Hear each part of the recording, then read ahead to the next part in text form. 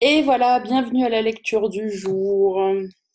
Nous voici réunis pour sûrement finir le chapitre 29. Alors, nous en étions page 661, chapitre 29, dont le titre est Le réveil. Et nous allons donc continuer aujourd'hui en lisant la section 6, le pardon et la fin des temps. Allez, on perd pas de temps, justement, on y va. À quel point es-tu désireux de pardonner à ton frère? À quel point désires-tu la paix au lieu d'une lutte sans fin, au lieu de la misère et de la douleur? Ces questions sont les mêmes, sous des formes différentes.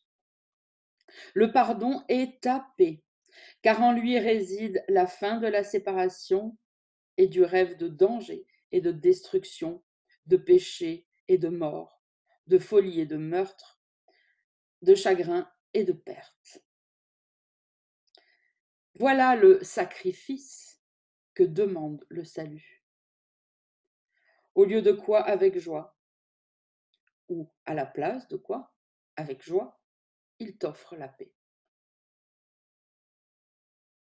Ne jure pas de mourir, ô saint Fils de Dieu. Tu passes un marché que tu ne peux pas tenir. Le Fils de la vie ne peut pas être tué. Il est immortel comme son Père. Ce qu'il est ne peut être changé. Il est la seule chose dans tout l'univers qui doit être une. Tout ce qui semble éternel aura une fin. Les étoiles disparaîtront, et de jour et de nuit, et de nuit et de jour, il n'y en aura plus. Toutes les choses qui vont et viennent, les marées, les saisons et les vies des hommes, toutes les choses qui changent avec le temps, qui fleurissent et se fanent, ne reviendront plus. Là où le temps a fixé un terme, ce n'est pas là qu'est l'Éternel. Le Fils de Dieu ne peut jamais changer parce que les hommes ont fait de lui. Il sera tel qu'il a été et tel qu'il est, car le temps n'a pas arrêté sa destinée ni fixé l'heure de sa naissance et de sa mort. Le pardon ne le changera pas. Or le temps attend le pardon afin que les choses du temps disparaissent, parce qu'elles n'ont pas d'utilité. Rien ne survit à son but. Si une chose a été conçue pour mourir, alors elle doit mourir, à moins qu'elle ne tienne pas ce but pour sien. Le changement est la seule chose dont il peut être fait une bénédiction ici, où le but n'est pas fixe, aussi immuable qu'il puisse paraître. Ne pense pas que tu puisses fixer un but différent de celui que Dieu a pour toi et l'établir comme inchangeable et éternel. Tu peux te donner un but que tu n'as pas, mais tu ne peux pas t'enlever le pouvoir de changer d'esprit et de voir là un autre but. Le changement est le plus grand don que Dieu a donné à tout ce que tu voudrais rendre éternel, pour garantir que seul le ciel ne passerait point. Tu n'es pas né pour mourir. Voilà une bien jolie phrase en ces temps où la mort rôde.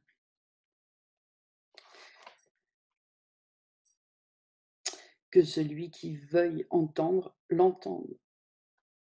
Tu n'es pas né pour mourir. Tu ne peux pas changer parce que ta fonction a été fixée par Dieu. Tous les autres buts sont fixés dans le temps et changent pour que le temps soit préservé, sauf un.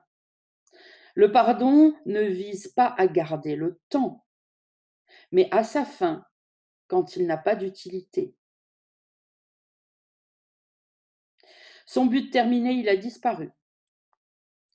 Et là où il avait un semblant d'empire, est maintenant rétabli la fonction que Dieu a établie pour son Fils, en pleine conscience.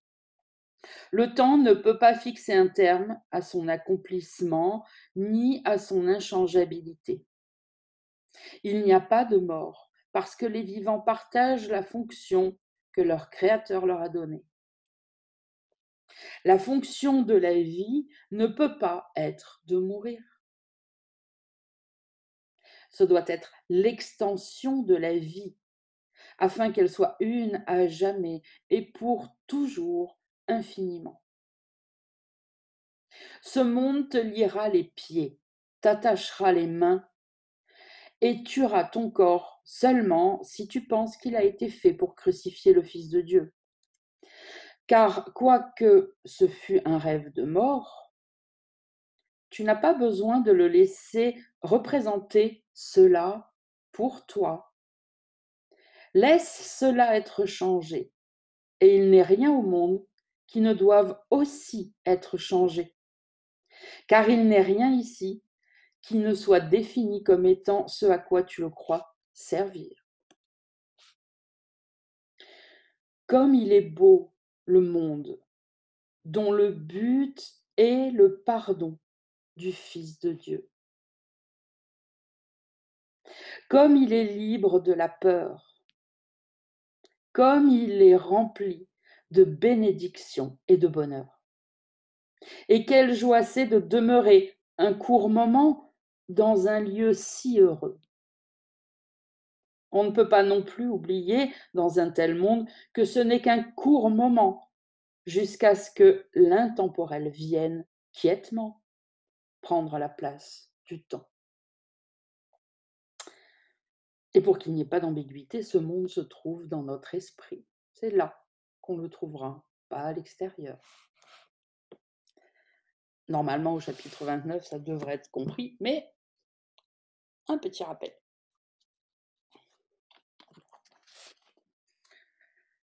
Eh ben, ne cherche pas à l'extérieur de toi. J'adore. Section suivante. Section 7. Ne cherche pas à l'extérieur de toi. Ne cherche pas à l'extérieur de toi, car cela échouera, et tu pleureras chaque fois qu'une idole tombera. Tu ne peux pas trouver le ciel là où il n'est pas, et il ne peut y avoir de paix, excepté là, au ciel. Aucune des idoles que tu adores, quand Dieu appelle, ne répondra jamais à sa place. Il n'y a pas d'autre réponse que tu puisses lui substituer et trouver le bonheur qu'apporte sa réponse. Ne cherche pas à l'extérieur de toi, car toute ta douleur vient simplement d'une quête futile de ce que tu veux, là où tu persistes à vouloir le trouver. Et si ce n'était pas là, préfères-tu avoir raison ou être heureux? On aime bien cette petite phrase. On la connaît, on va la stabiloter. On la connaît, mais sortie de son contexte, même si elle est difficile à tordre, mais enfin, avec l'ego, tout est possible. Mais là, c'est très clair.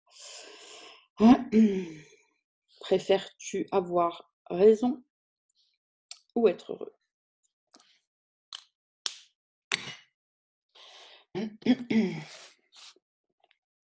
Réjouis-toi qu'il te soit dit où réside ton bonheur et ne cherche plus ailleurs.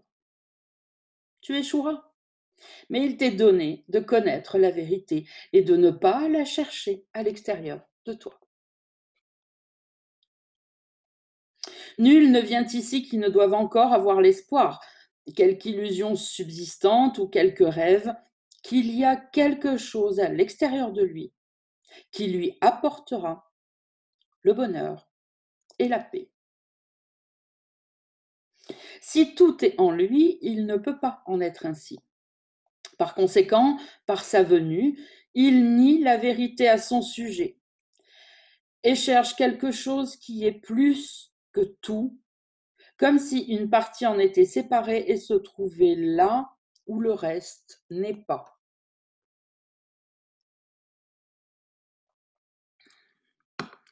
Donc quand il dit: «Nul ne vient ici, qui ne doivent encore avoir l'espoir, quelques illusions subsistantes, quelques rêves, qu'il y a quelque chose à l'extérieur de lui qui lui apportera bonheur et la paix», il parle bien de tous ceux qui sont incarnés ici dans ce monde, hein. Voilà pourquoi souvent je dis: «Tant qu'on n'est pas parti, on n'est pas guéri». Tant qu'on est tous en train d'apprendre. Alors après, c'est comme à l'école, il y a des niveaux, hein.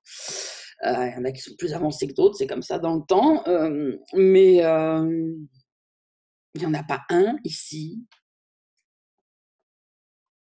qui n'ait pas encore quelque espoir, quelques illusions qui subsistent, quelques rêves, et c'est ce qu'on fait, c'est ce qu'on essaye de faire, de se débarrasser de tout ça. Parce que le jour où notre esprit sera guéri, où il restera plus ça, bah, non seulement on sera plus là, mais on reviendra pas.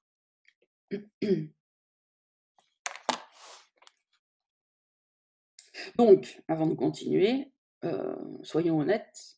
Attention à l'ego spirituel qui nous dit: «Oui, mais non, mais oui, mais c'est bon, moi, ça y est, maintenant, ça fait plusieurs années que je lis le cours en miracle et tout, c'est plus le cas». Non, le jour où ça sera plus le cas, ça sera le rêve heureux et ça sera pas longtemps avant que, qu'on retourne au royaume, et comme on ne sait pas où on en est, eh bien, on peut se dire que: «OK, ben, voilà, si je suis là, c'est qu'il y a encore ça. Si j'ai encore mal quand je me cogne le pied, si j'ai encore bon, ben, c'est que je crois encore au corps», c'est pareil.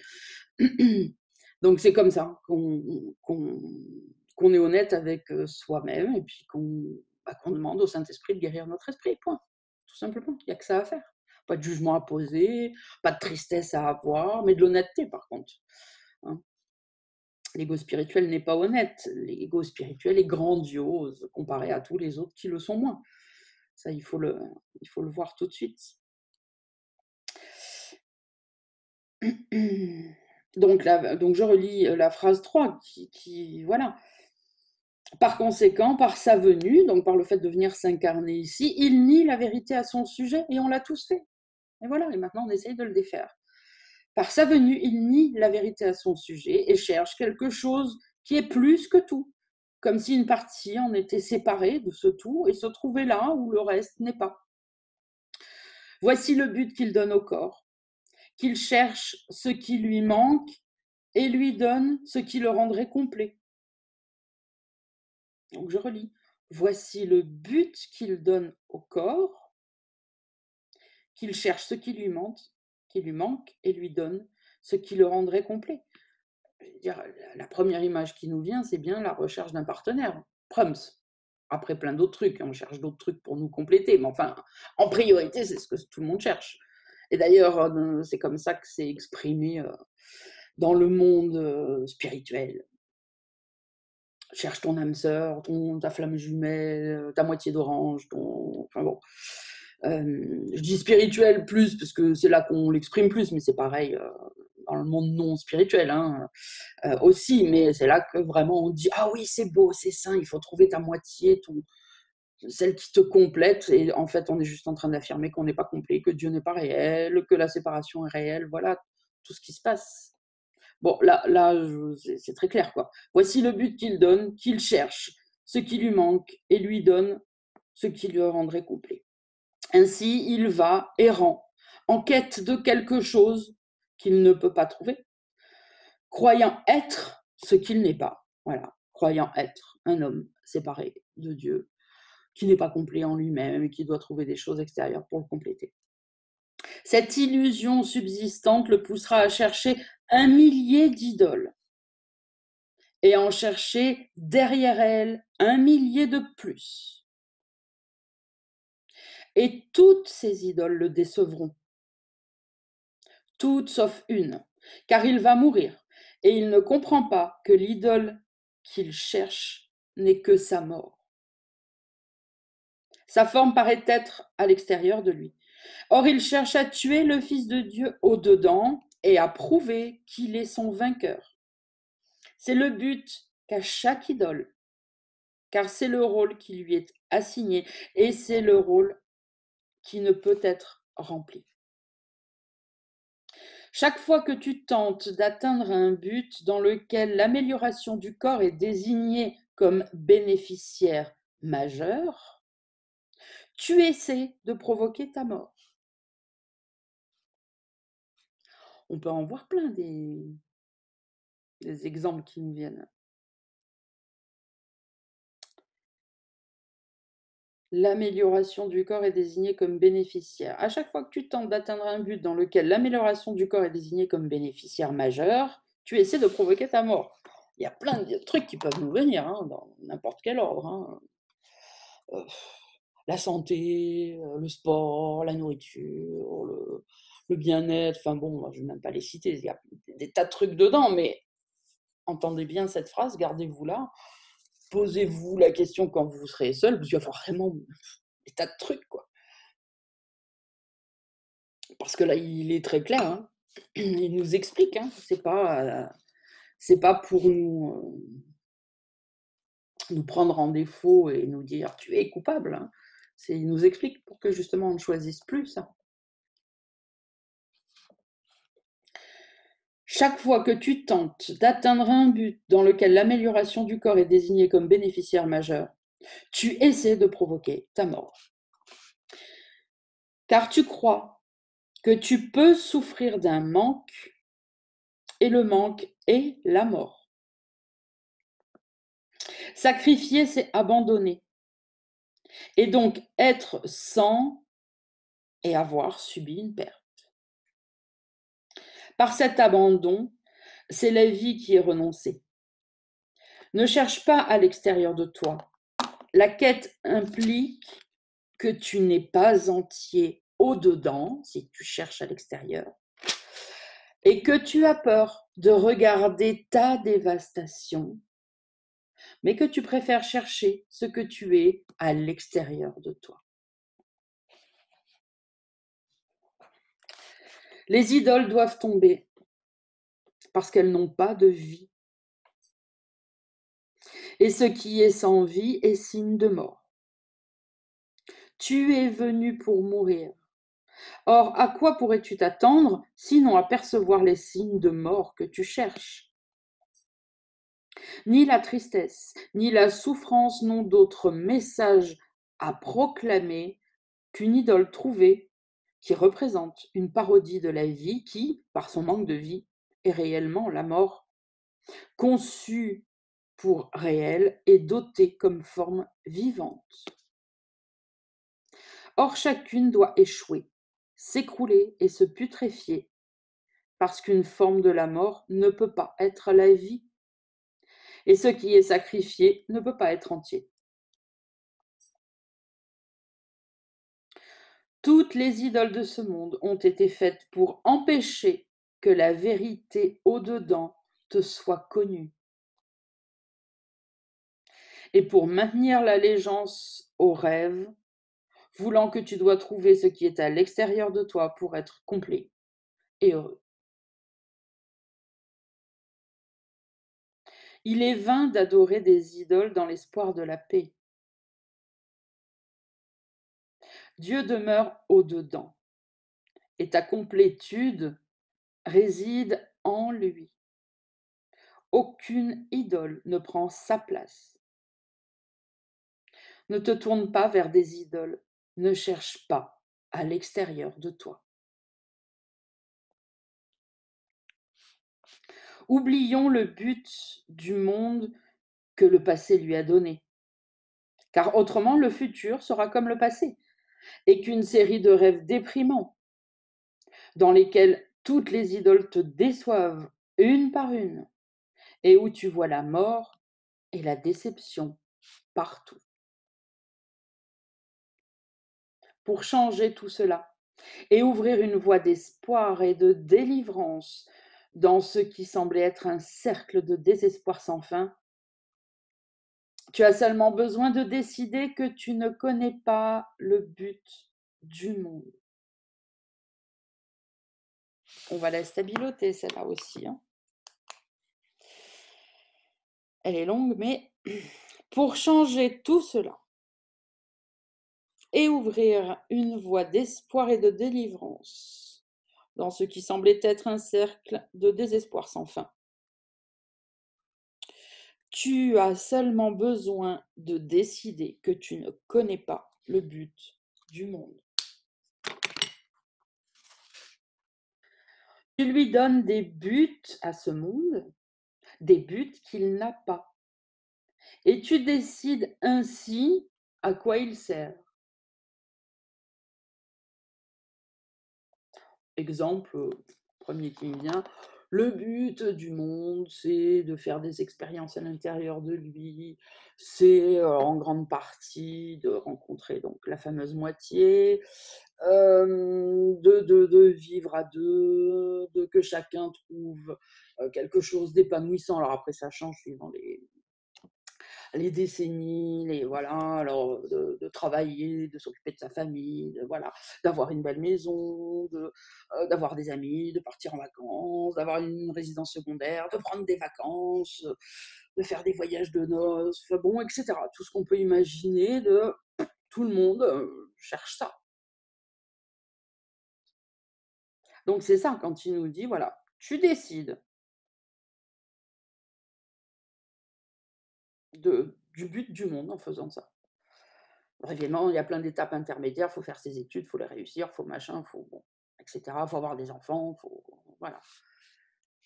Tu décides du but du monde et tu décides à quoi il sert. Et forcément, tu dis chercher tout ça parce que tu te dis qu'il y a le bonheur derrière. On revient très brièvement à qu'est-ce que je veux vraiment? Tu veux pas une maison, tu veux pas un jardin, tu veux même pas un mec, ce que tu veux, c'est la joie que tu imagines que tu auras quand tu auras ça. Voilà, c'est ça que tu cherches vraiment, le sentiment. C'est toujours le sentiment qu'il y a derrière toute chose. Et bien sûr, comme le monde n'est pas fait pour ça, mais que le monde est fait pour nous garder endormis et pour nous tuer, eh bien, on est déçu et on n'arrive pas à atteindre les objectifs. Bon, des fois pas du tout, des fois un peu, des fois pour d'autres un peu plus, voilà, c'est pour ça que ça brouille les pistes en plus. Mais alors quand on n'arrive pas à atteindre un objectif, eh ben, on décide que, bah, c'est pas bien, c'est pas comme ça que ça aurait dû se passer et donc on décide que c'est triste et que c'est malheureux et que ce sont des raisons de déprime, de désespoir, de le processus en gros, c'est celui-là, hein. Avec n'importe quel exemple que vous pouvez prendre, vous verrez ça colle, hein. C'est d'abord je décide qu'il faut que je fasse des études. Après, il faut que je rencontre quelqu'un. Après, il faut que je fasse ci. Après, il faut que je trouve un travail, peut-être en fonction des études. Ou pour d'autres, c'est non, je veux fonder un foyer, donc il faut que je rencontre quelqu'un, que j'ai des enfants. Bon, etc., etc., etc. Donc, je décide. Évidemment, une fois que j'ai décidé, je demande au Saint-Esprit, avec mon ego spirituel, comment faire pour obtenir toutes ces illusions.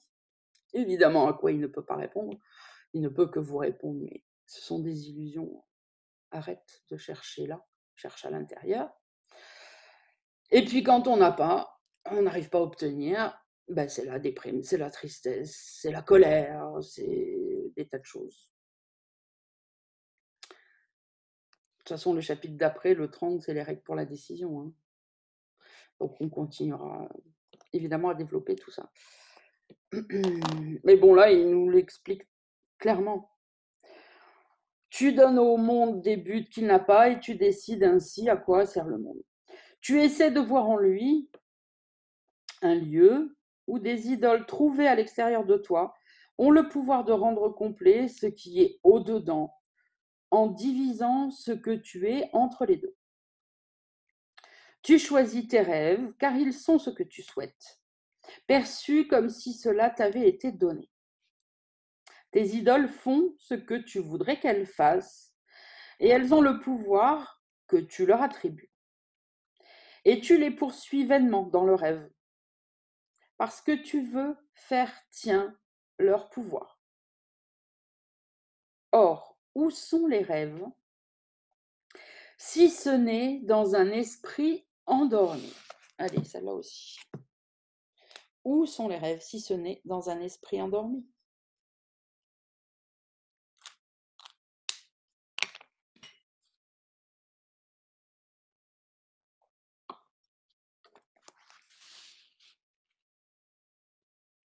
Et est-ce qu'un rêve peut réussir à rendre réelle l'image qu'il projette à l'extérieur de lui? Alors gagne du temps, mon frère. Apprends à quoi sert le temps et hâte la fin des idoles dans un monde rendu triste et malade d'y voir des idoles. Ton Esprit Saint est un autel à Dieu, et là où il est, aucune idole ne peut demeurer. La peur de Dieu n'est que la peur de la perte d'idoles. Ce n'est pas la peur de la perte de ta réalité. Mais tu as fait de ta réalité une idole que tu dois protéger contre la lumière de la vérité. Et le monde entier devient le moyen par lequel cette idole peut être sauvée. Ainsi, le salut paraît menacer la vie et offrir la mort. Alors qu'évidemment, c'est l'inverse. Il n'en est rien. Le salut cherche à prouver qu'il n'y a pas de mort et que seule la vie existe. Le sacrifice de la mort n'est rien de perdu. Une idole ne peut pas prendre la place de Dieu. Laisse-le te rappeler son amour pour toi et ne cherche pas à noyer sa voix dans des chants de profond désespoir aux idoles de toi-même. Ne cherche pas ton espoir à l'extérieur de ton Père, car l'espoir de bonheur n'est pas le désespoir.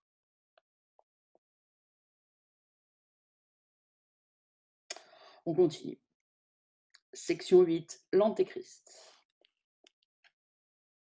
Qu'est-ce qu'une idole? Penses-tu le savoir?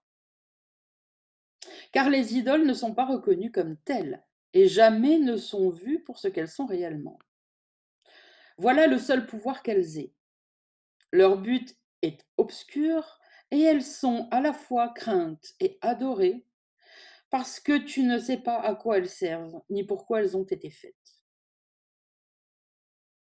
Une idole est une image de ton frère à laquelle tu accordes plus de valeur qu'à ce qu'il est.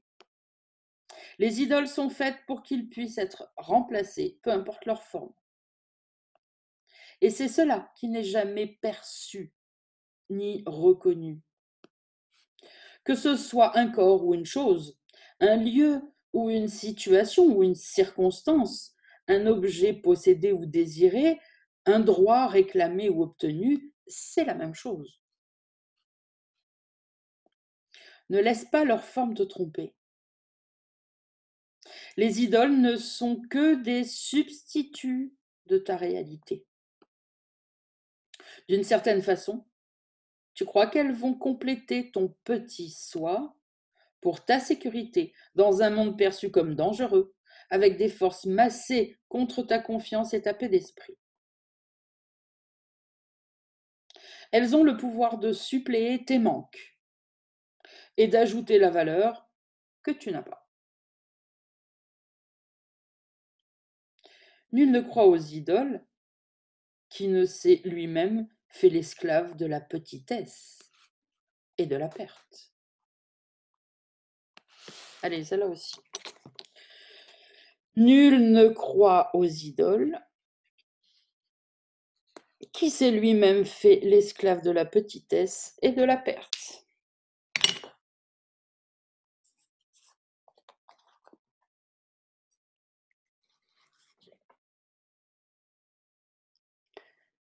Qui s'est lui-même fait l'esclave de la petitesse. Comprenez-le pour certains, vous savez très bien qui n'arrivent pas encore à sortir de ça. C'est important là, de la manière dont il a dit. C'est pas l'ego qui a fait la petitesse et tu es une pauvre victime qui ne peut pas s'en échapper. Non, tu t'es toi-même fait l'esclave de la petitesse et j'ai envie de la perte, c'est la suite logique. Hein. Quand on est petit, on perd. Et si tu ne croyais pas en ça, tu ne pourrais pas croire aux idoles. C'est ce que nous dit cette phrase. Okay. Nul ne pourrait croire aux idoles qui ne se serait pas d'abord lui-même fait l'esclave de la croyance de sa petitesse. Hein. Ok, on continue. Donc, nul ne croit aux idoles qui ne s'est lui-même fait l'esclave de la petitesse et de la perte, et doit donc chercher au-delà de son petit soi la force de relever la tête et de rester à part de toute la misère que le monde reflète. Voilà ta peine pour n'avoir pas cherché au-dedans la certitude et le calme qui te libère du monde et te permet de rester à part, en quiétude et en paix. Tout le paragraphe est énorme. On va le redécortiquer encore. Vous pouvez le stabiloter en entier si vous voulez, parce que vraiment. Donc, si tu crois en ta petitesse, si tu crois que tu es une pauvre petite chose, on va dire, c'est plus clair.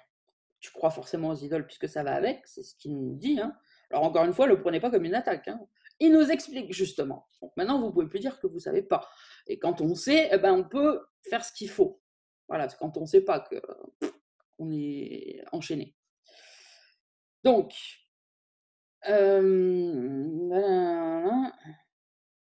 attendez, je relis parce que de la manière dont c'est formulé, c'est difficile à découper. Nul ne croit aux idoles qui s'est lui-même fait l'esclave de la petitesse et de la perte. Et donc, dans cet état, il doit donc chercher, au-delà de son petit soi, la force de relever la tête et de rester à part de toute la misère que le monde reflète. Vous voyez qu'on en a parlé il n'y a pas longtemps. Je vous en ai parlé récemment à tous. Je ne sais plus quand, mais il n'y a vraiment pas longtemps. Mais si vous comprenez que seul Dieu existe, si vous croyez le message du courant miracle, dur comme fer. Il n'y a pas d'effort à faire pour pardonner, pas d'effort à faire pour sortir de la tristesse. C'est juste un souvenir qu'il faut. Quand on est dans la tristesse, dans la peur, dans la colère, dans la réaction, j'ai envie de dire, c'est parce que momentanément, on a oublié. Si on se souvient tout de suite que, oh ben non, c'est pas vrai, Dieu n'a pas créé autre chose que l'amour, la paix, donc c'est fini, ce seul souvenir doit vous en sortir.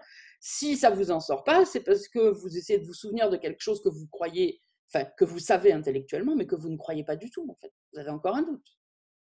Et regardez, là, il nous parle de la force. Évidemment, quand tu crois vraiment que la petitesse, la perte, le monde est terrible, il va falloir trouver beaucoup de force. Puis de la force, à ce point-là, on ne peut pas être au taquet du matin au soir, hein, c'est sûr. Hein. Il y a des moments où on a plus de force, d'énergie, on va le faire. Et puis il y a d'autres moments où on ne pourra pas. Et puis évidemment, plus le temps passe, plus les années passent, moins cette énergie s'épuise. Mais ce qu'il est en train de nous dire là, c'est qu'il n'y a pas d'énergie.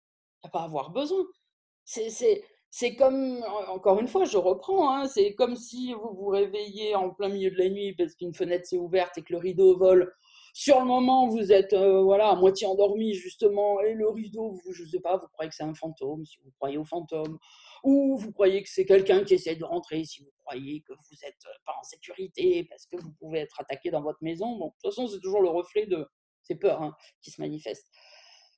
Bon, sur le moment, on est à moitié endormi, ok, mais dès que les yeux s'écarquillent un peu plus, qu'on reprend conscience que maintenant je suis dans mon lit, j'entends le vent, il y a du vent, la fenêtre. Ah ben non, c'est le rideau. Vous voyez bien qu'il n'y a pas à faire un effort. Il faut absolument que je me pardonne de croire que c'était un fantôme, ce n'est qu'un rideau. Vous voyez bien que ça n'a pas de sens.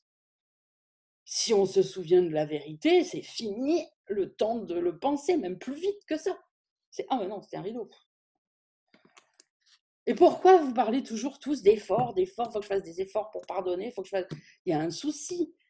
Donc le souci, c'est quoi? C'est que vous ne croyez pas vraiment. Vous récitez ce que vous avez appris là, bon, c'est déjà pas mal, mais enfin, à un moment donné, il faut passer la troisième là. C'est bon, c'est pas un moment qu'on le sait intellectuellement. Maintenant, faites des introspections, demandez au Saint-Esprit, puis surtout prenez la décision, parce qu'on prend la décision de croire. C'est pas j'attends des preuves et puis un beau jour, à force, j'aurai beaucoup de preuves et je pourrai prendre la décision de croire. Vous la prendrez jamais la décision de croire, vous voudrez toujours plus de preuves. Donc on décide. C'est le seul moyen. C'est je lis le cours en miracle. Putain, c'est vrai. C'est ça. Mais oui, je le savais. Et je décide une bonne fois pour toutes. Peu importe le chemin après le temps que prend le chemin où on va devoir continuer à apprendre, à faire des expériences, machin. Je décide C'est tellement vrai, mais c'est tellement ça, mais c'est tellement ce que j'ai attendu depuis toujours, c'est tellement logique. C'est ça. Et je remets plus jamais en question. Quand on fait des efforts pour pardonner, c'est parce qu'on n'a pas pris la décision. Parce qu'on remet en question. Et en fonction des circonstances, des émotions, on se demande si on va plus écouter le courant miracle ou plus écouter l'ego qui nous dit que tout ça est réel. Mais quand la décision est prise, je vous assure, la seule difficulté, c'est de se rappeler au début. Ça prend du temps. On est tellement conditionné qu'il faut du temps pour se rappeler. Il faut des penses bêtes, quoi. Mais c'est tout, quoi. Une fois qu'on se rappelle, c'est fini. Une fois qu'on se souvient que c'est un rideau, que c'est pas un fantôme, c'est fini dans le millième de seconde. Je vous dis, plus rapidement qu'il faut de temps pour le dire ou pour le penser. Donc, si vous avez cette difficulté, c'est que vous ne croyez pas. Vous êtes encore en train de vous demander si vous allez croire le courant miracle ou si vous continuez à croire le monde. Et ça, c'est une décision personnelle. Personne ne peut forcer le Fils de Dieu à croire. C'est bien ça la liberté, c'est bien ça le libre arbitre. Ni le Saint-Esprit, ni Jésus, ni la lumière, ni l'amour lui-même. L'amour attend que tu décides. Le Saint-Esprit attend que tu décides. Jésus attend que tu décides. Il le dit plein de fois. Et quand tu as décidé, alors feu. Mais ne cherche pas des preuves, puisque les preuves, c'est toi qui les fabriques. Sandrine, Oui, en fait, une fois qu'on a décidé, on souffre plus. Parce qu'on voit du coup l'émotion ou ce qui vient et on rentre plus dedans. mais là, tu dis ça. Alors, regarde. Là, tu dis ça parce que tu ressens pas d'émotion et que là, c'est en théorie assise dans ton canapé tranquille. Tu devrais savoir pourtant que quand une émotion vient, t'es dedans, tu la ressens. Et c'est ça la difficulté. C'est là qu'il faut te souvenir. Parce que toi, automatiquement, tu la ressens, c'est vrai, puisque tu la ressens.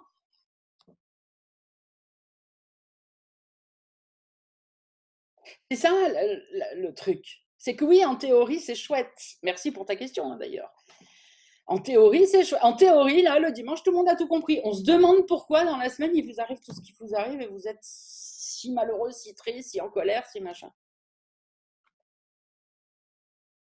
Ah oui, bah oui, en théorie, je sais bien que vous, tous ceux qui sont là, vous êtes d'accord, sinon vous ne seriez pas là tous les dimanches comme vous l'êtes depuis des mois et des mois et des mois et des mois. Donc on va pas refaire tout le truc.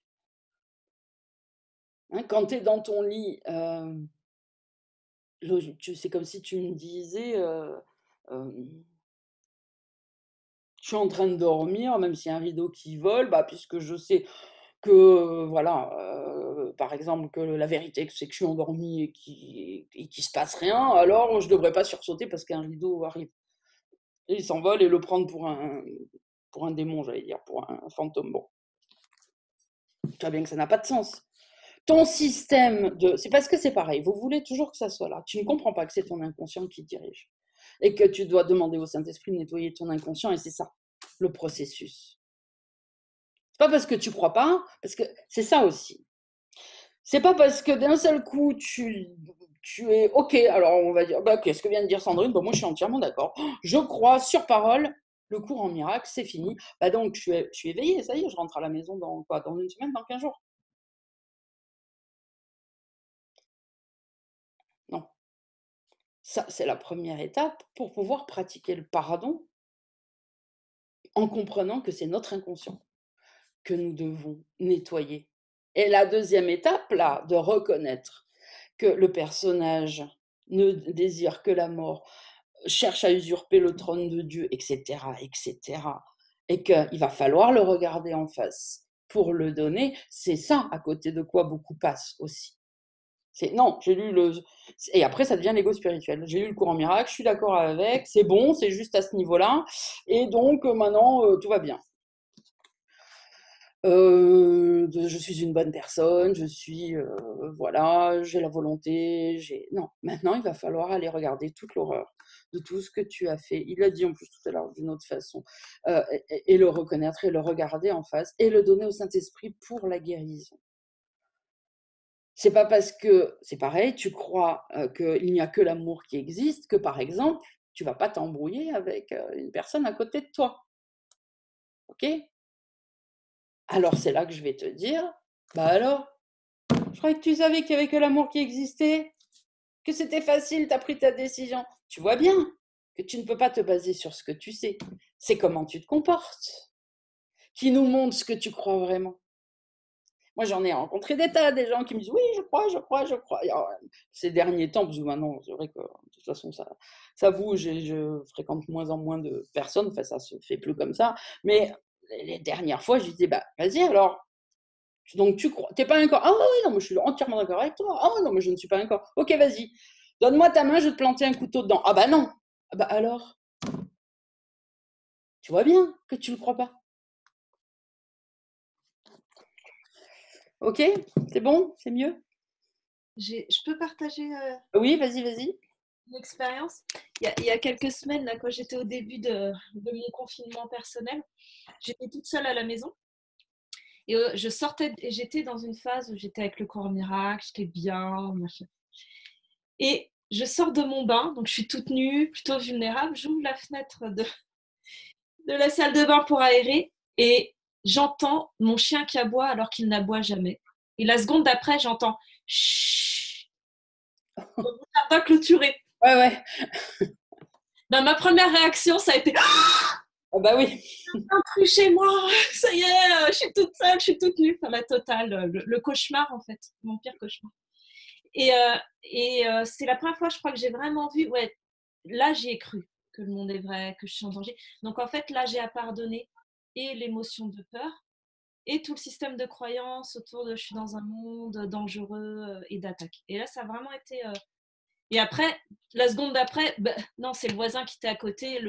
Il a dit au chien d'arrêter d'aboyer, c'est tout. Dans le jardin, il n'y a rien de. Oui, non, mais c'est parfait, c'est un super bon exemple parce que c'est exactement ça. Voilà. Tu vois bien que c'est nos pensées automatiques, nos réactions automatiques, nos émotions automatiques qui nous renseignent sur ce que l'on croit vraiment en profondeur. Ok? Donc tu ne peux pas changer ton inconscient, cette croyance comme ça. Mais par contre, tu peux prendre la décision, parce que tu fais un amalgame en fait. Donc merci Solène. Et je reviens aussi à Fanny, enfin je dis à Fanny, mais je le dis pour tous les autres. Tu fais un amalgame aussi. C'est que tu ne sais pas parce que tu décides que tu crois, que ça y est, tu crois, c'est bon, t'es éveillé, dans 15 jours tu vas rentrer au royaume, ça y est, c'est fini. Ce que j'ai dit au début, c'est que si tu décides que ce que dit le cours en miracle est vrai, tu vas réussir tes pardons sans effort. Et tu vois, toi, tu as fait un amalgame avec ah bah oui, mais moi, ce que je veux, c'est être bien tout le temps et plus avoir de pardon à faire, en fait. Non. Décider que le cours en miracle est vrai et qu'on va le suivre, donc, hein, c'est prendre la décision j'avais donné cet exemple, je vais le reprendre, comme Sandra nous avait donné l'exemple une fois, il est parfait. D'ailleurs, c'est celui qui m'est venu à l'esprit l'autre jour quand j'en parlais à la première personne avec qui on a commencé ça. Sandra avait dit un jour, je vais avec ma fille, on a décidé qu'on allait ranger la chambre et on avait posé des conditions pour le tri, peu importe lesquelles. Ok. On s'est mis d'accord avant, on va trier ça comme ça, de cette façon-là, et les conditions, ce sont celles-ci, celles-ci, celles-ci. À partir du moment où tu rentres dans la chambre où tu sais quel tri tu vas faire, c'est vite fait après. Voilà. Et en plus, tu passes un bon moment parce que du coup, tu n'as pas besoin de te demander à chaque fois, alors est-ce que ce truc-là, je le trie ou pas? Est-ce que ce truc-là, je le trie ou pas? Non, les conditions, elles étaient posées. Après, il n'y a plus qu'à le faire. Ça prend le temps qu'il faut le faire. Et en plus, du coup, dans la détente. Ah ben ça rentre dans les critères? Non, bah alors, poubelle. Ça rentre dans les critères, on garde? Oui, alors à droite. Ça rentre dans les critères, on garde? Non, alors à gauche. Voilà. Donc le tri, après, il reste à faire.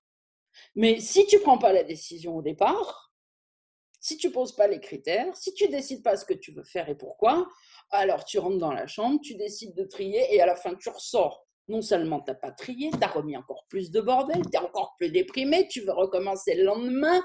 Qui n'a pas fait cette expérience? Voilà. Pas forcément avec les jouets des enfants, mais avec sa propre penderie, par exemple, etc. etc. Voilà. Point. Et vous, ce que vous voulez faire avec le pardon, c'est ça. C'est à chaque fois redécider si vous allez écouter le cours en miracle, si vous êtes d'accord, si machin, si truc. Non, on décide de suivre un enseignement et on le suit. Voilà. Et après, eh ben, on sait ce qu'il y a à faire. Une pensée, une émotion, une situation, peu importe la forme, vient. Est-ce que c'est vrai? Le cours en miracle nous a expliqué qu'est-ce qui est vrai dans le sens réel et qu'est-ce qui ne l'est pas. Donc ça, c'est bon. Ça, vous avez besoin de le lire. Une fois que vous le savez, vous le savez. Est-ce que c'est réel? Est-ce que cette émotion de peur, elle a été créée par Dieu? Non, Dieu n'a créé que l'amour, la joie, donc elle est fausse. Donc je discute pas ni avec moi-même, ni oui, donc l'ego en moi, ni c'est faux, je le trie. Point, c'est pas vrai. Et je détourne mon attention tout de suite. Et du coup, les pardons, voilà. Et les 2-3 personnes avec qui j'ai parlé de ça cette semaine en privé, puisqu'elles venaient demander des entretiens et que des petites séances et qu'on a passé voilà, une demi-heure, 1 heure ensemble. Évidemment, pendant cette période-là, il y avait des choses qui se passaient. D'un seul coup, un énervement, ou d'un seul coup, des pleurs, ou d'un seul coup. Bah, vas-y, alors. Et on l'a fait ensemble. Alors, bon, là, tu viens de pleurer. Ok. Est-ce que c'est réel? Est-ce que ça vient de Dieu? Est-ce que tu veux suivre le cours? Est-ce que tu. Oui? Voilà, c'est fini. Et le temps de le dire, c'était fini. Je crois que ces personnes-là ne songeaient jamais à arrêter de pleurer aussi vite. Parce que d'habitude, vous ne le faites pas. C'est tout. Vous discutez, vous négociez, vous réfléchissez. On décide de faire un tri, on pose les règles, on fait le tri. Point. Et là, on ne peut pas. Combien de fois je te dis non, mais attention, ça c'est de la psychanalyse, c'est pas de l'introspection. Des mois, des mois. Putain, si ça c'est fait, on ne peut pas se tromper. On ne peut pas faire de psychanalyse quand on fait un tri. C'est impossible. Ni de philosophie, ni de. Enfin, rien de tout ça. Ils discutaient pendant des heures et on comprend très bien du coup ce que c'est qu'une introspection. Par exemple, ah bah dis donc, je viens d'avoir peur parce que j'étais toute nue en sortant de ma douche et que j'ai entendu un bruit machin. Bah, qu'est-ce que je crois? Bah, ah bah oui, alors je crois. Et là, je peux continuer une petite introspection pour bien me regarder moi-même et dire ok, et être honnête avec soi-même et dire oui, oui, oui, bien sûr. Bien sûr, le corps est une illusion. Bien sûr, j'ai tout compris au cours en miracle. Bien sûr, mon ego est nettoyé. Bien sûr, bien sûr. Voilà. Et ça, c'est même pas à le faire avec moi ou avec le groupe, c'est à faire avec vous-même, quoi. Je veux dire, c'est de l'évidence. Et après, vous dites, ok, bon, ben d'accord, ok, je sais où j'en suis. Saint-Esprit, je crois que j'ai besoin de toi. Voilà. Ok, on continue. Allez, parce que le temps tourne. Tati-ta-ta-ta. Oui, en plus, en plein milieu du paragraphe que je voulais décortiquer. Donc, je reprends. Nul ne croit aux idoles qui ne s'est lui-même fait l'esclave de la petitesse et de la perte, et doit donc chercher au-delà de son petit soi la force de relever la tête et de rester à part de toute la misère que le monde reflète. Voilà ta peine. Alors, il ne le dit pas comme tu vois, voilà, maintenant tu vas souffrir. Pareil. Il nous explique, encore une fois, il faut vraiment que vous voyez comme ça. Voilà ta peine, entre guillemets, que tu t'infliges tout seul, que tu pourrais éviter. C'est ça qu'il dit en dessous. Voilà ta peine pour n'avoir pas cherché au-dedans la certitude et le calme qui te libère du monde et te permet de rester à part du monde en quiétude et en paix.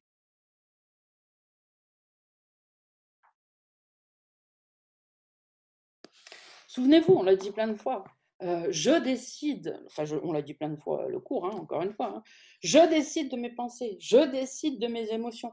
Quand vous venez en disant oui, mais je suis triste, oui, mais machin, vous oubliez ça. Ça, c'est des trucs à pas oublier, parce que ça va vous en faire sortir tout de suite.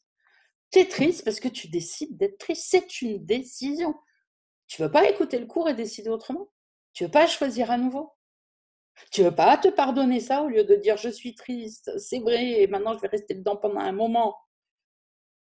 Bah, tu resteras dedans pendant le temps que tu décideras de rester. Mais tu peux en sortir comme ça, si tu décides. C'est ça les règles pour la décision. Qu'est-ce que tu décides? Allez, on continue. Une idole est une fausse impression ou une fausse croyance. D'ailleurs, avant de continuer, je le dis tout de suite, c'est un truc que vous dites souvent quand vous commencez à venir parler en disant ça va pas. J'ai l'impression que. Ça fait combien de fois que je vous dis oui, c'est une impression, on est d'accord.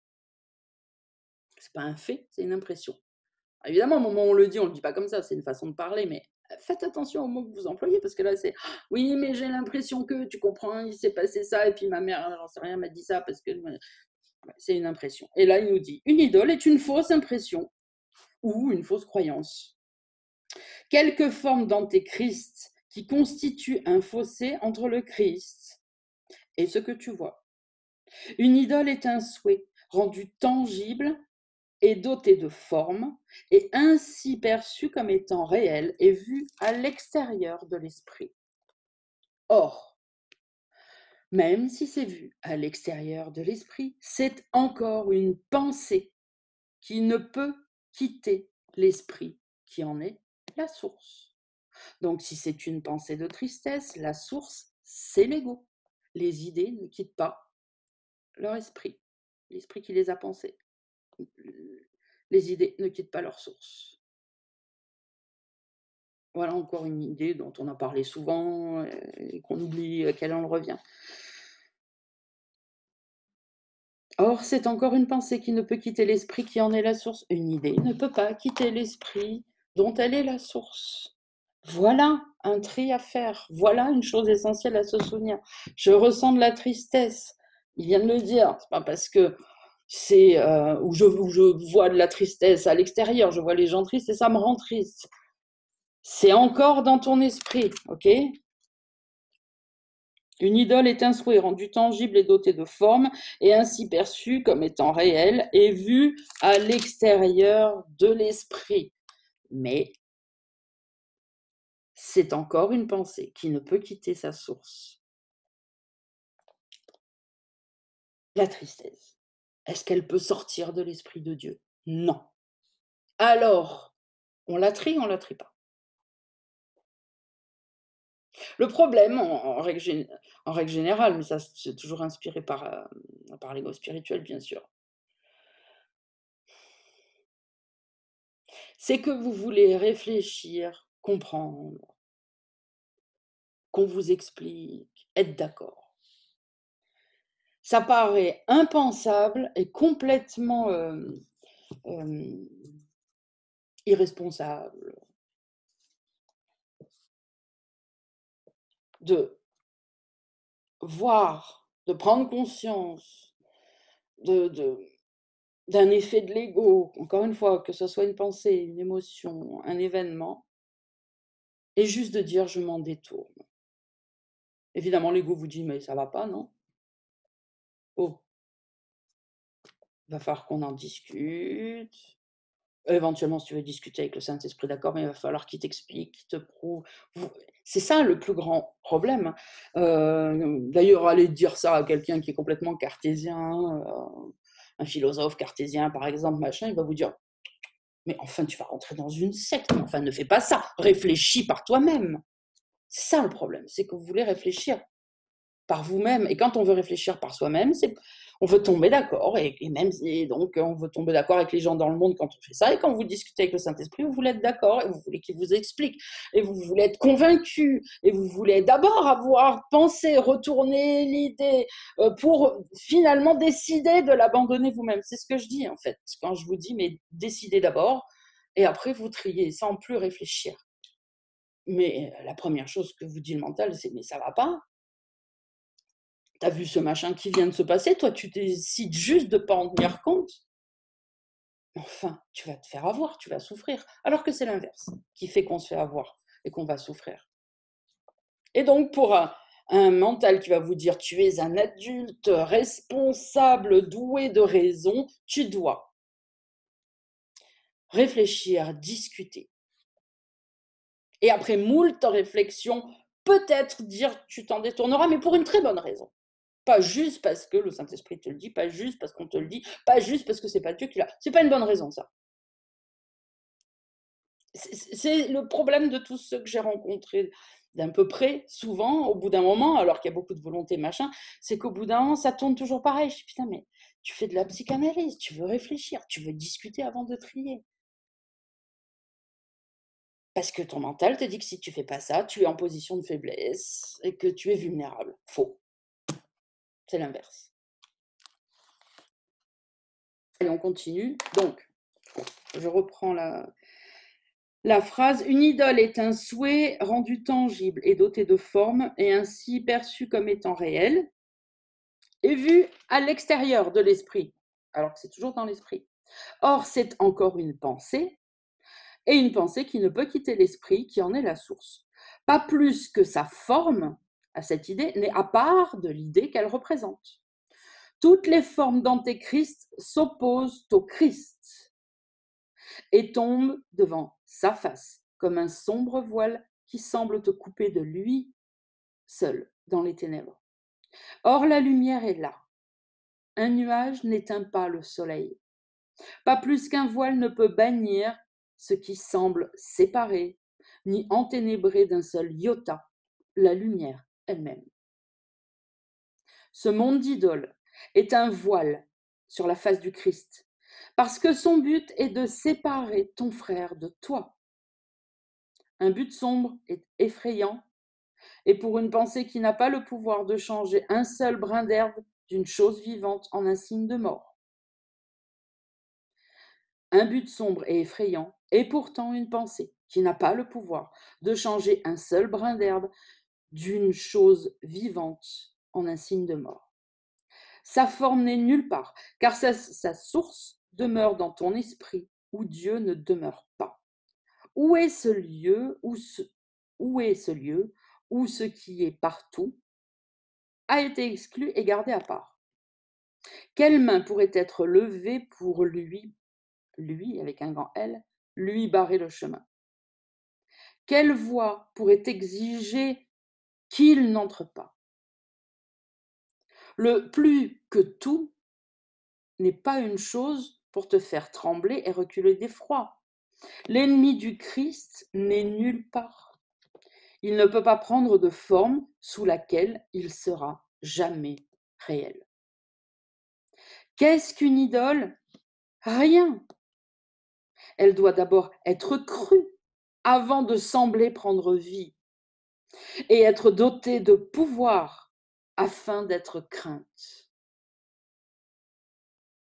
Sa vie et son pouvoir sont les dons que lui a fait celui qui croit en elle.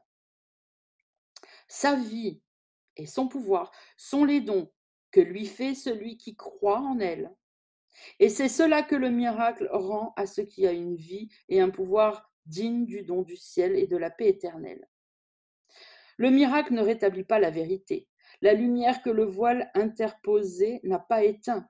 Il soulève simplement le voile et laisse la vérité luire sans encombre, étant ce qu'elle est. Elle n'a pas besoin de la croyance pour être elle-même, car elle a été créée. Ainsi est-elle. Regardez, faites le distinguo là de ce qu'il vient de nous dire. Une idole a besoin de notre croyance pour être, pas la lumière.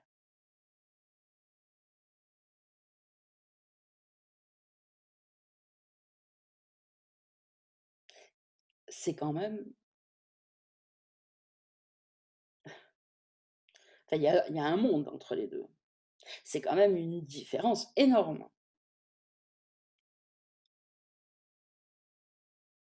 Les idoles ont besoin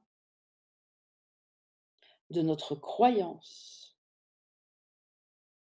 Les idoles ont besoin que l'on pense à elles. Parce qu'une idole, c'est ça. C'est ce à quoi je pense tout le temps, qui m'obsède. Mon corps, le monde, mon travail, ma famille, etc., enfin, etc., peu importe. C'est quand on arrête de la nourrir de notre pensée, elle tombe, puisqu'elle avait besoin de ça pour être, hein, entre guillemets, pour sembler être, mais pour être, on va dire. La lumière, pas. Elle a été créée par Dieu. Elle n'a pas besoin qu'on y croie pour être. Donc la seule chose à faire, c'est arrêter de croire en l'opposé de la lumière, et la lumière se révélera.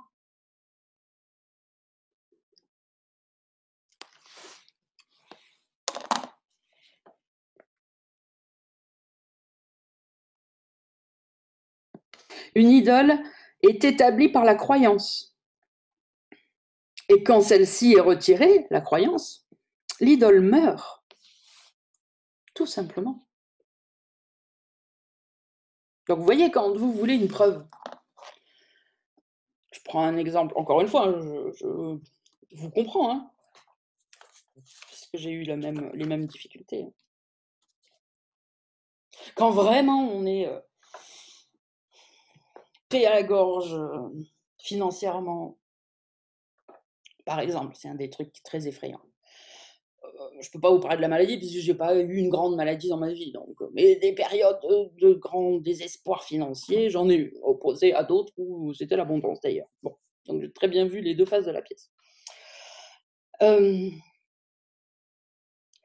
a envie d'y croire, mais on ne s'est pas décidé et on a peur de pas avoir l'argent pour ceci, pour cela, pour payer le loyer dans 48 heures ou pour, acheter à manger ou pour, et quand on nous dit: «N'en tiens pas compte, fais comme si», parce que c'est ça. Suis ta croyance, fais comme si, ne tiens pas compte de l'illusion, avance. Ah, c'est difficile, on voudrait une preuve. Mais c'est difficile, mais pas impossible. Je l'ai fait moi-même. Et c'est après que le miracle arrive.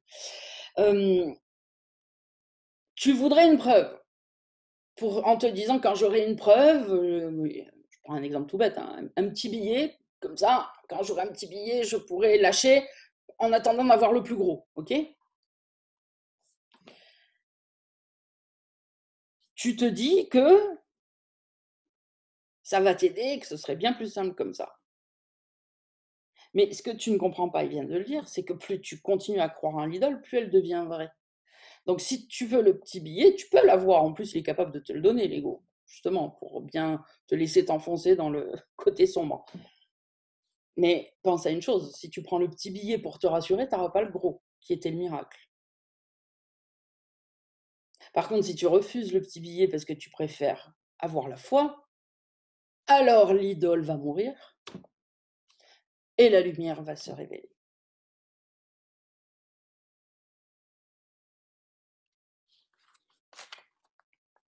Et vous pouvez essayer. Faites les tests vous-même.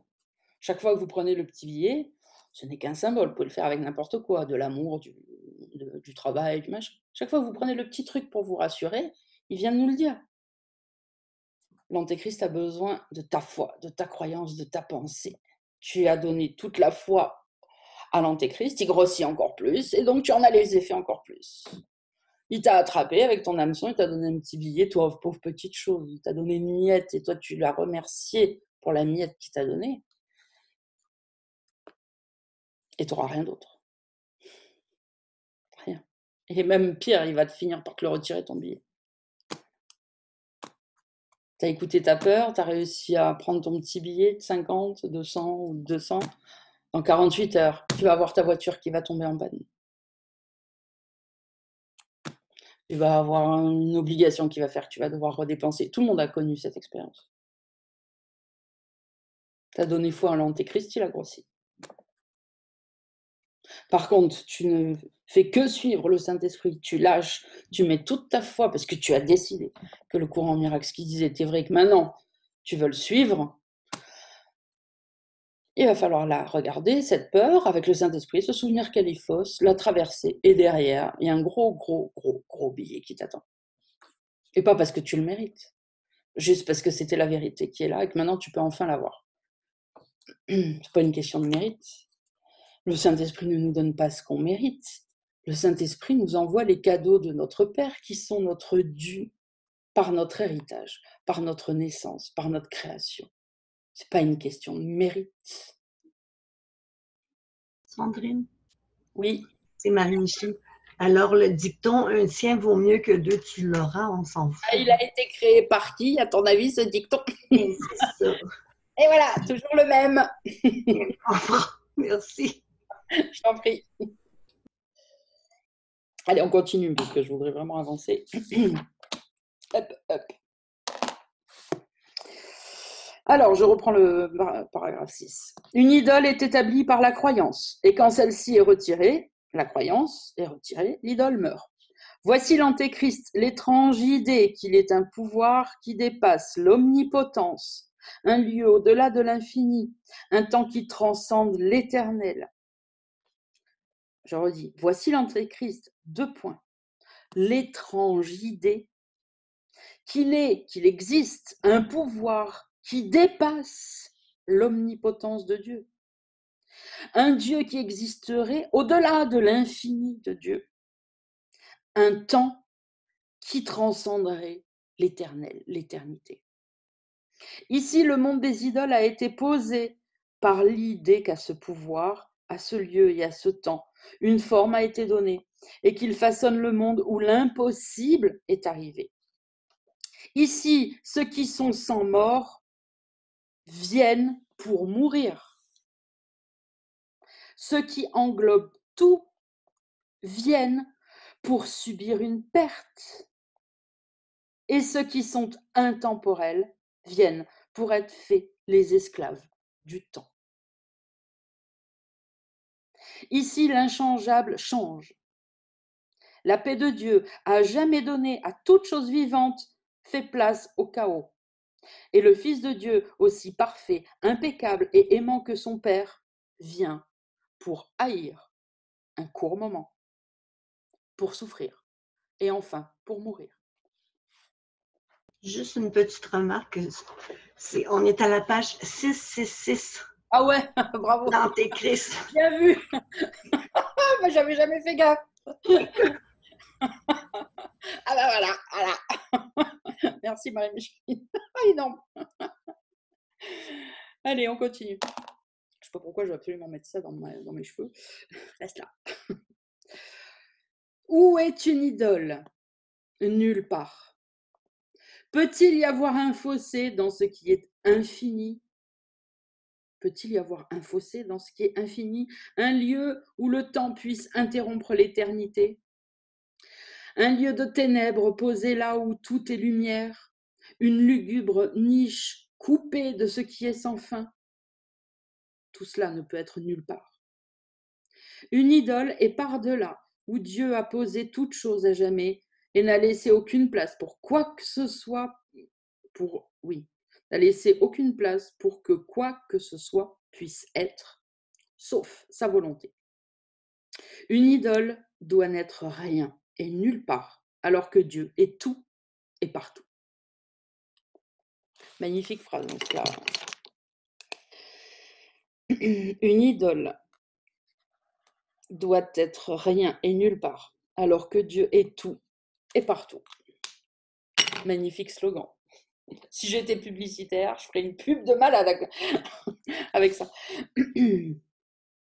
Quel but a donc une idole? À quoi sert-elle?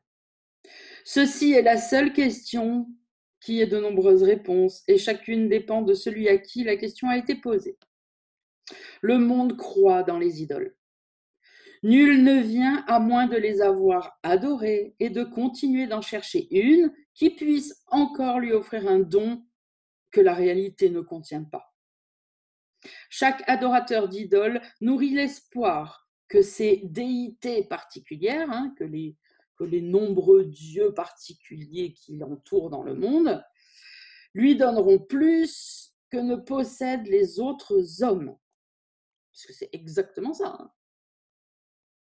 Ne nous leurrons pas. Chaque adorateur d'idole nourrit l'espoir que ces déités particulières, donc, lui donneront plus que ne possèdent les autres hommes. Ce doit être plus. Plus de quoi n'importe pas vraiment. Plus de quoi n'importe pas vraiment. Plus de beauté, plus d'intelligence, plus de richesse, ou même plus d'affliction et plus de douleur. Mais c'est à plus de quelque chose que sert l'idole. Et quand l'une échoue, une autre prend sa place, avec l'espoir de trouver plus de quelque chose d'autre. Ça c'est pareil, vous voyez que dans le monde, on l'a tous fait sans en avoir conscience. De toute façon, quand on est dans le monde complètement endormi, on est complètement inconscient. Je prendrai un exemple, n'importe lequel, mais il y en a mille, allez, je viens de subir une perte, tiens, mon mari est mort. En règle générale, souvent, après la période de deuil, machin, quand on décide de se relever pour avancer, pas qu'on arrête tout, on va se jeter à corps perdu dans quelque chose. Dans le travail, pour certains, dans l'humanitaire d'ailleurs pour d'autres, tiens, s'occuper des autres, ou dans une religion, ou dans un hobby, ou dans... Voilà, j'ai moins là, je vais aller chercher plus quelque part. Et inversement d'ailleurs, je perds mon boulot, ou je perds mon entreprise, c'est écroulé, j'ai fait faillite, je vais aller chercher à compenser ailleurs. Ça marche dans n'importe quel sens. C'est exactement ce qu'il est en train de nous dire. Plus de quoi, peu importe, plus de quelque chose, quoi. D'ailleurs, plus de sport pour devenir beau, parce qu'avant, j'étais pas beau, puis maintenant, j'ai un corps sculpté, j'ai un corps magnifique, ça peut être n'importe quoi, en fait. Et plus de quelque chose. Et quand l'une échoue, donc, l'idole de l'amour éternel, mon mari est mort, une autre prend sa place. Allez, maintenant, je vais faire du sport, maintenant, je vais monter mon entreprise, maintenant, voilà. Avec l'espoir de trouver plus de quelque chose d'autre. Ne sois pas trompé par les formes que prend le quelque chose. Une idole est simplement un moyen d'obtenir plus. Et c'est cela qui est contre la volonté de Dieu. Dieu n'a pas de nombreux fils, mais un seul. Nous tous réunis. Qui peut avoir plus et à qui moins peut être donné?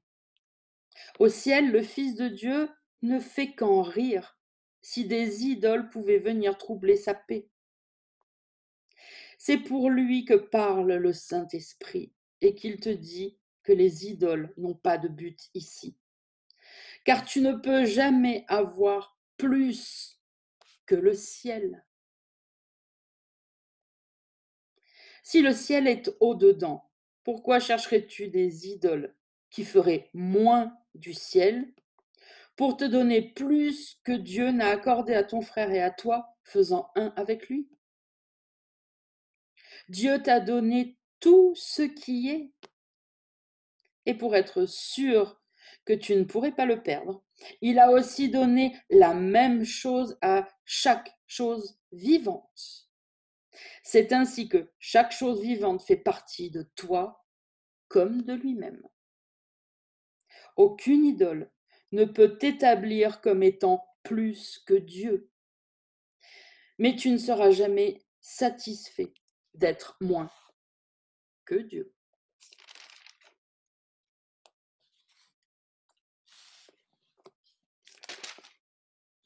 Allez, dernière section, le rêve de pardon. L'esclave des idoles est un esclave qui désire l'être, car il doit désirer l'être pour aller jusqu'à s'incliner en adoration devant ce qui n'a pas de vie et chercher la puissance dans ce qui est impuissant. Qu'est-il arrivé au Saint-Fils de Dieu pour que cela soit son souhait, pour qu'il se laisse tomber plus bas que les pierres sur le sol, puis se tourne vers des idoles afin qu'elles le relèvent? Entends donc ton histoire dans le rêve que tu as fait et demande-toi si ce n'est pas la vérité que tu crois que ce n'est pas un rêve.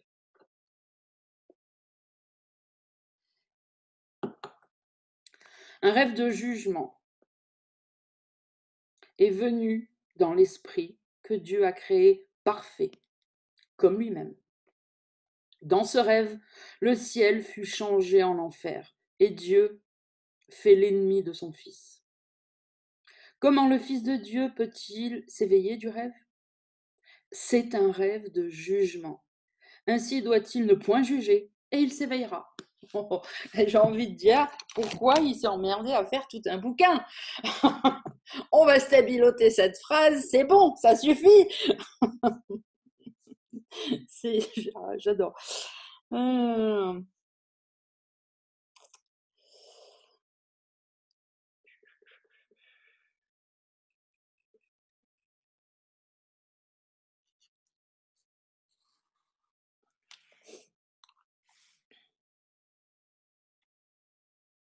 Ouais, voilà.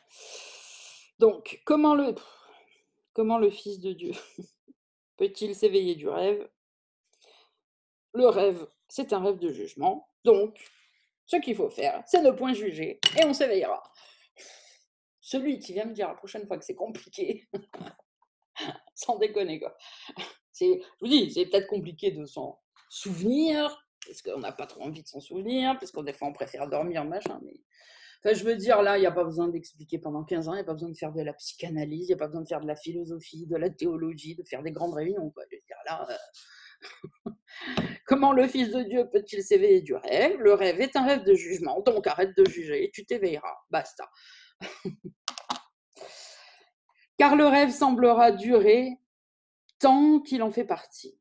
Ne juge point, car celui qui juge aura besoin d'idoles qui empêcheront le jugement de reposer sur lui. Il ne peut pas non plus connaître le soi, avec un grand S, qui l'a condamné.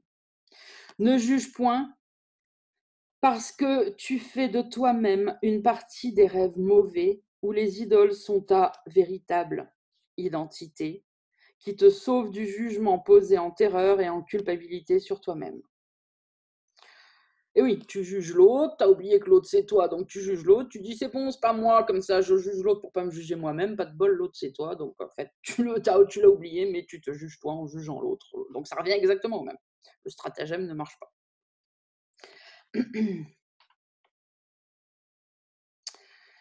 Ne juge point, parce que tu fais de toi-même une partie des rêves mauvais où les idoles sont ta véritable identité, qui te sauve du jugement posé en terreur et en culpabilité sur toi-même. Toutes les figures dans le rêve sont des idoles faites pour te sauver du rêve. Or, elles font partie de cela même dont elles ont été faites pour te sauver. C'est ainsi qu'une idole garde le rêve vivant et terrible, car qui pourrait en souhaiter une, à moins d'être dans la terreur et le désespoir? Et c'est cela que l'idole représente. Et son adoration est donc l'adoration du désespoir et de la terreur, ainsi que du rêve d'où ils viennent. Le jugement est une injustice envers le Fils de Dieu. Et c'est justice que celui qui le juge n'échappe pas à la peine qu'il s'est lui-même imposée dans le rêve qu'il a fait. Dieu connaît la justice et non la peine. Mais dans le rêve de jugement, tu attaques et tu es condamné. Et tu souhaites être l'esclave d'idoles qui sont interposées entre ton jugement et la peine qu'il apporte. Il ne peut y avoir de salut dans le rêve tel que tu le rêves, car des idoles doivent en faire partie, pour te sauver de ce que tu crois avoir accompli et crois avoir fait pour te rendre pécheur et éteindre la lumière au-dedans de toi. Petit enfant, la lumière est là. Tu ne fais que rêver, et les idoles sont les jouets avec lesquels tu rêves que tu joues. Qui a besoin de jouer sinon les enfants? Ils prétendent, ces enfants, qu'ils gouvernent le monde, et ils donnent à leurs jouets le pouvoir de se mouvoir, de s'exprimer, de penser, de sentir, de ressentir, et de parler pour eux. Or, tout ce que les jouets paraissent faire est simplement dans les esprits de ceux qui jouent avec eux. Mais ils se pressent d'oublier qu'ils ont eux-mêmes fait le rêve dans lequel leurs jouets sont réels, et ils ne reconnaissent pas que leurs souhaits à ces jouets sont les leurs de souhaits. Les cauchemars sont des rêves enfantins. Les jouets se sont retournés contre l'enfant qui pensait les avoir rendus réels. Or, est-ce qu'un rêve peut attaquer? Ou est-ce qu'un jouet peut devenir grand et dangereux et féroce et sauvage? Cela, l'enfant le croit, parce qu'il craint ses pensées, et donc les donne plutôt à ses jouets. Et leur réalité devient la sienne, parce qu'il semble le sauver de ses pensées, les jouets. Okay. Or, il garde ses pensées vivantes et réelles, okay, les jouets à qui on a donné nos pensées, les relations, les situations, machin, okay, garde les pensées vivantes et réelles, mais vues à l'extérieur de moi, où elles peuvent se retourner contre lui pour les avoir trahies. Il pense en avoir besoin de ces jouets afin d'échapper à ses pensées. Parce qu'il pense que les pensées sont réelles. C'est le truc tout bête qu'on répète tout le temps. À chaque fois que vous venez me voir en disant: «Oui, mais je me sens coupable, je suis triste parce que je me sens coupable, parce que je crois que j'ai péché, parce que voilà, ou je suis en colère», peu importe. Je dis: «Beh, tu l'as pas regardé avec le Saint-Esprit pour constater qu'il y a rien là. Toi, tu es en train de me dire: «C'est réel». C'est pour ça, et c'est d'ailleurs pour ça que tu te sens coupable, et que tu sens toute une gamme de sentiments, en fait. C'est ce qu'il est en train de nous dire là. Tu penses que tes pensées, sont réelles. Il pense en avoir besoin afin d'échapper à ses pensées. Donc, il pense avoir besoin des jouets pour lui donner ses pensées afin d'échapper à ses pensées, parce qu'il pense que les pensées sont réelles. Alors qu'il suffit de se souvenir que la pensée n'est pas réelle, et on n'a pas besoin d'un jouet pour lui donner une pensée en disant: tiens, comme ça tu m'en débarrasses. Il suffit de la donner au Saint-Esprit. Le Saint-Esprit te dit: mais non, c'était pas vrai. Tout va bien. Enfin, comme d'habitude, l'ego nous propose une solution compliquée alors qu'elle est simple, quoi.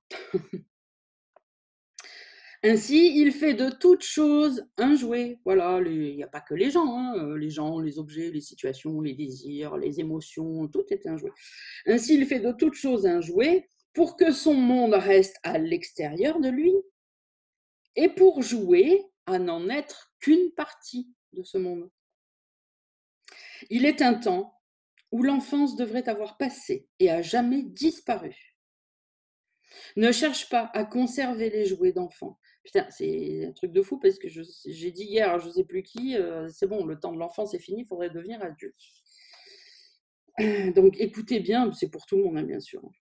Il est un temps où l'enfance devrait avoir passé et à jamais disparu. Ne cherche pas à conserver les jouets d'enfant.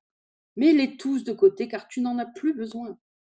Le rêve de jugement, c'est un jeu d'enfant dans lequel l'enfant devient le père, puissant, mais avec la sagesse d'un enfant, avec la petite sagesse d'un enfant. Ce qui le blesse est détruit, ce qui l'aide bénit. Voilà, ça c'est l'ego spirituel dans toute sa splendeur. Tu m'aides, t'es gentil, je t'aime, tu m'as pas aidé, t'es comme les enfants. Oh, t'es mauvais, t'es méchant, t'es pas mon copain. Voilà, mais c'est exactement ça. Hein. Je le dis d'une manière rigolote, mais regardez, c'est ce que vous faites du matin au soir. Quand les jugements qu'on pose sur les gens, sur les situations, sur les obstacles, sur les...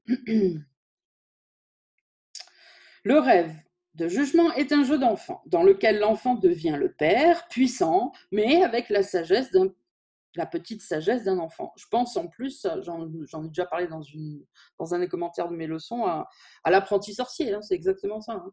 L'apprenti sorcier qui veut prendre le pouvoir du sorcier pendant qu'il dort et qui fait des catastrophes parce qu'il ne maîtrise pas du tout. En fait, qui se prend pour le grand sorcier, il met son chapeau et tout, mais que c'est un petit enfant, c'est encore un apprenti en fait. Ce qui le blesse est détruit, ce qui l'aide bénit. Sauf qu'il juge cela comme le fait un enfant qui ne connaît pas ce qui blesse et ce qui guérit. Des malheurs semblent arriver et il a peur de tout le chaos dans un monde qu'il pense gouverné par les lois qu'il a faites. Or, le monde réel est inaffecté par le monde qu'il pense réel. Et ces lois n'ont pas été changées parce qu'il ne les comprend pas. Le monde réel n'est encore qu'un rêve, sauf que les figures ont été changées. Elles ne sont pas vues comme des idoles qui trahissent. C'est un rêve dans lequel nul n'est utilisé comme substitut de quelque chose d'autre, ni interposé entre les pensées que l'esprit conçoit et ce qu'il voit. Nul n'est utilisé pour quelque chose qu'il n'est pas, car les choses enfantines ont toutes été mises de côté. Et ce qui autrefois était un rêve de jugement a maintenant été changé en un rêve où tout est joie parce que c'est le but qu'il a. Seuls les rêves de pardon peuvent entrer ici, car le temps est presque terminé. Et les formes qui entrent dans le rêve sont maintenant perçues comme des frères, non en jugement, mais en amour. Les rêves de pardon ont peu besoin de durée. Ils ne sont pas faits pour séparer l'esprit de ce qu'il pense. Ils ne cherchent pas à prouver que le rêve est rêvé par quelqu'un d'autre. Et dans ces rêves, une mélodie se fait entendre dont chacun se souvient, bien qu'il ne l'ait pas entendu depuis avant le commencement du temps. Le pardon, une fois complet, rapproche tellement l'intemporel que le chant du ciel peut être entendu, non point avec l'oreille, mais avec la sainteté qui n'a jamais quitté l'autel, donc l'esprit, qui demeure à jamais au plus profond du Fils de Dieu. Et quand il entend ce chant à nouveau, il connaît que jamais il ne l'a pas entendu. Où est le temps quand les rêves de jugement ont été mis de côté? Alors, cette phrase, vous allez pouvoir la stabilité, moi je l'ai fait belle lurette. Chaque fois que tu ressens la peur, sous n'importe quelle forme, et tu as peur, si tu n'éprouves pas un profond contentement, si tu n'éprouves pas la certitude d'être aidé, si tu n'éprouves pas la calme assurance que le ciel t'accompagne, alors ça veut dire que tu as peur. Donc, chaque fois que tu ressens la peur sous n'importe quelle forme, tu peux être sûr que tu as fait une idole et que tu crois qu'elle te trahira. D'ailleurs, on en a déjà fait une image, elle a déjà tourné en bannière. J'irai la rechercher pour la remettre. Car sous l'espoir qu'elle te sauvera, cette idole, se cache la culpabilité et la douleur de la trahison de soi et de l'incertitude si profonde et si amère que le rêve ne peut dissimuler complètement ton sentiment d'être perdu. De la trahison de soi, la peur doit résulter. De la trahison de soi, la peur doit résulter. Car la peur est un jugement qui mène assurément à la quête frénétique d'idoles et de la mort. Les rêves de pardon te rappellent que tu vis en sécurité et que tu ne t'es pas attaqué toi-même. Ainsi fondent complètement tes terreurs enfantines et les rêves deviennent le signe de ton nouveau commencement et non d'une autre tentative pour adorer des idoles et garder l'attaque. Les rêves de pardon sont bons envers chacun de ceux qui figurent dans le rêve. Ainsi, ils apportent au rêveur la pleine délivrance des rêves de peur. Il ne craint pas son jugement, eh bien parce qu'il n'a jugé personne. Pas plus qu'il n'a cherché à être délivré par le jugement de ce que le jugement doit imposer. Et tout ce temps, il se souvient de ce qu'il avait oublié, quand le jugement semblait être la façon de le sauver de la peine qu'il impose. Hop, ben voilà. Alors, dimanche prochain, où on est là. Bon, ok. Alors, dimanche prochain, on commencera le nouveau commencement, les règles pour la décision. Ok. Et c'est. J'adore. Chaque fois que je constate, je dis, ah, mais ouais. Même pas besoin d'y réfléchir, c'est parfait. Donc, bah oui, parce qu'il y a belle lurette que je m'étais dit, bon sang, quand on va arriver à ce chapitre-là, il va falloir le décortiquer quand même un peu plus que d'habitude, vraiment plus que d'habitude. Et donc, c'est parfait, puisque, donc je l'ai déjà dit aux lumières en off, maintenant je le dis à tous ceux qui écoutent cette vidéo. Donc, dimanche prochain, lecture normale, on va commencer le chapitre, je sais pas comment ça va se faire, je vais lire jusqu'où, je sais pas. Le dimanche d'après, le premier dimanche d'avril, il n'y a pas de lecture puisqu'il y a un week-end d'éveil pour ceux qui font le manuel pour enseignants, ok. Et le week-end d'après, c'est le week-end de Pâques. Et donc j'ai annoncé que cette année, pour le week-end de Pâques, à partir du vendredi saint, donc vendredi, samedi, dimanche et lundi, pendant 4 jours, il y aura la lecture. 4 lectures. Parfait. À fond les ballons sur les règles pour la décision, comment dire. Voilà.